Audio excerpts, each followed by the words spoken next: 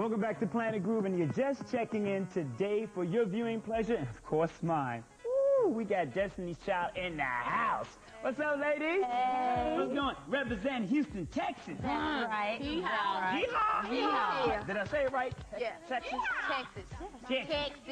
With What's the ham bone? The ham bone, have you heard? Ham bone, have you heard? Mama gonna buy you a mockingbird. I'm gonna buy you a mockingbird. Now, if that mockingbird don't shine, If that bird don't shine. Mama gonna beat your behind. But I want to do it my way. Okay. You remixing the whole No, time. we don't ham bone. Don't ham bone at all? No, we don't do all that. Well, ladies, introduce yourselves. We'll start with, I mean, I know the names, but everyone out there, of course, you want to know. Go ahead. I'm Beyonce. I'm Latavia. Latoya. Kelly. And y'all average the age of 18. 18. We won't get into specifics, but I just remember when I was like 18, the women did not look like y'all. No. What are they putting in the water down there in Houston, Texas? Everything in Texas. All right, but y'all have grown a lot over the past year. Tell me a little bit about the success of the first album, and how's it been for you thus far? It's been wonderful. As a matter of fact, our first single off the first album, No No No, went double platinum. Right. And the album sold about 800,000 worldwide. So we've really been blessed, and God has been really good to us. And we just want some more success. You know, that's how come we coming back with Bills. As a matter of fact, we wrote Bills, and Beyonce co-produced on this Bill, song. cha-ching, cha-ching.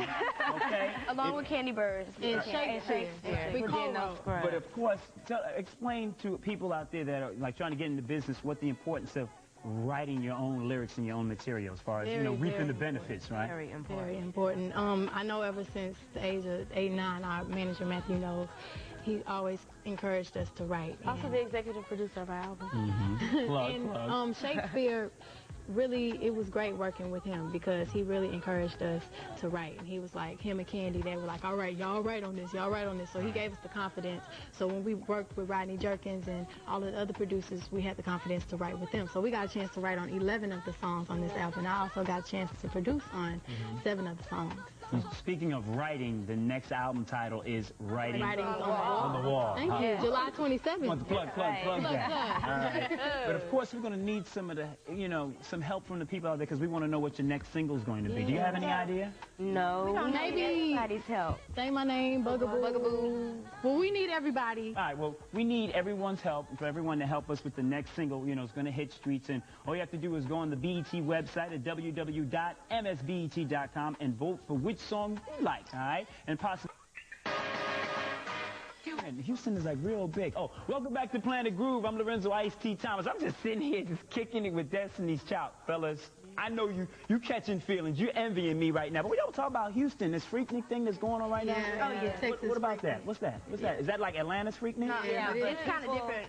People don't come like from everywhere in the United States, you know, to Houston like they do Atlanta. It's just like Houston getting together, and there's different kind of parties going on. It's a Kappa party, an Alpha party. Right. It's a big thing in the park, and there's people performing. I think, what's his name? Jubilee came down this year. Okay. And Shamar Moore and Neil Long came down this year. Now, do y'all, you know, from experiences like relationships, partying, Freaknik, do y'all put a lot of that together as far as your concepts for the album, or you write from your experiences, right? this album, as a matter of fact, this album is very personal. It's from like our experiences along with experiences of like family members and close friends that we've actually gone through their problems with them. So this album is very personal, and when we wrote on the album, it was like a big conversation. We just sat down at the studio and we just talked about what we wanted to talk about, and it was so stress-free. It just went by, and we recorded the album in like 2.5 months. Kind of like relieves that stress when you can put that pencil to the paper and express from your, you know, from your experiences. So I guess, you know, a lot of tracks on the album have a lot to do with that and those experiences, and the producers also have to feel that same emotion too. Who helped you produce on this album? We got Missy Elliott. Big shout to you. Yeah, Missy. Represent She's B-Town. B-Town. No doubt. She represents VA. Who else? Also Rodney Jerkins. Of course, Shakespeare and Candy first from Escape. Daryl Simmons, Chad Elliott. Immature. We got it. Sure. Yeah, sure. Hooked it up. Y'all. And also we got it. Bro from Atlanta also. And a duet with Next. And they make their cameo. They hot. Yeah. Of course, y'all gonna perform later on, right? Yes, can't wait. Bills. Yes. That joint is hot. Thank you. I mean, we could go. Say my name. Hey, don't adjust your channels. It's all right, because Destiny Child and me, Lorenzo Ice-T Thomas, are holding it down right here on the planet. And, of course, these young ladies are young. If you do know, their average age is 18. So in order to be doing what you're doing, traveling around the country, stopping by to see people like me, thank you so much, ladies. You have to have, you know, a strong family. The family has to be back there, you know, behind you from day one, just doing everything they can to support you. And, of course, I do hear you have some talented moms to kind of like help out a little bit with the little game that you're in. You know, elaborate a little bit on that love and support you get from the family. Well, go ahead, Kelly. Go ahead, Kelly. As a matter of fact, Latavia's mom is our chaperone. Cheryl Mitchell. Hey, Cheryl. Hey, Cheryl. Miss Mitchell, I'm sorry. Miss Cheryl.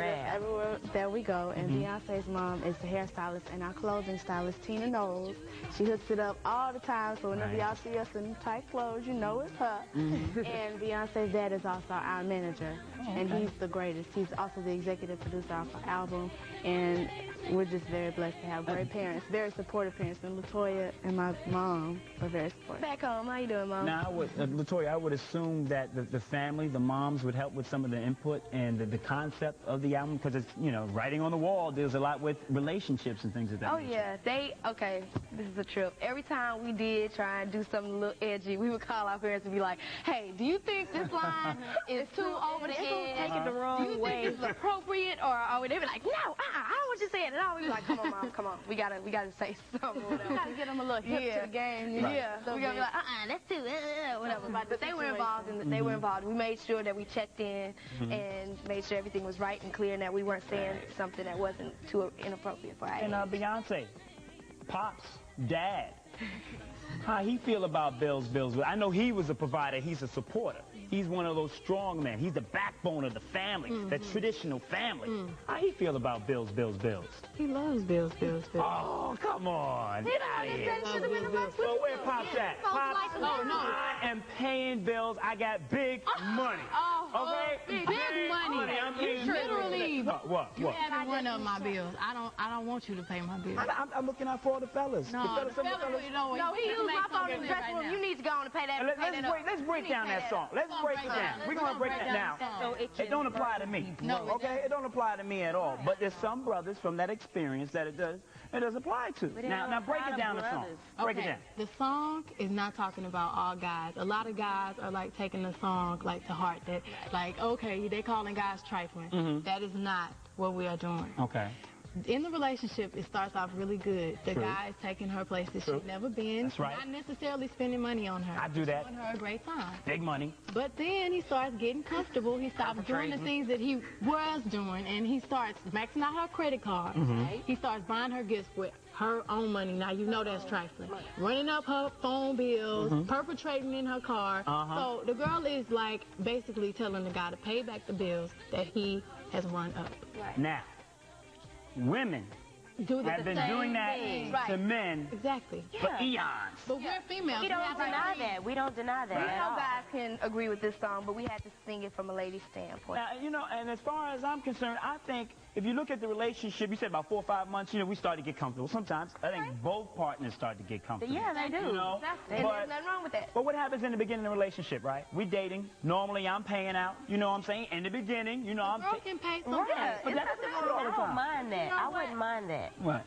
A relationship should always be 50-50. 50-50. No doubt. It shouldn't be 70-30. All right, can we come to a agreement on that? Exactly. All right, good. But overall, it don't apply to all men. It applies to one guy. Don't worry. They're not talking about you, baby. They are not Take talking some about money, you. please. Take some bills. I'm paying your bills. We'll be back. Bills for y'all, bills for y'all. Destiny's Child. Bills for the children. Big money right here. Hey, I got some Clevelands. I got some.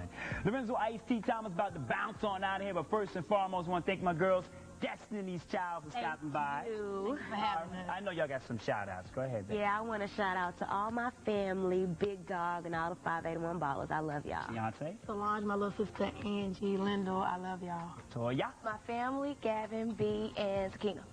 Of course, Kelly. Angie, my family, and of course, Odie. All right, let's not forget about Columbia. We know we got this poll going on, Yes. right? All right, we have them by. Thank you. I want to thank you, Rachel, for letting me sit up in your house. All right, y'all gonna say my name? Say my name. Say my name. Lipton. Oh, see now why you have to go there? You probably won't.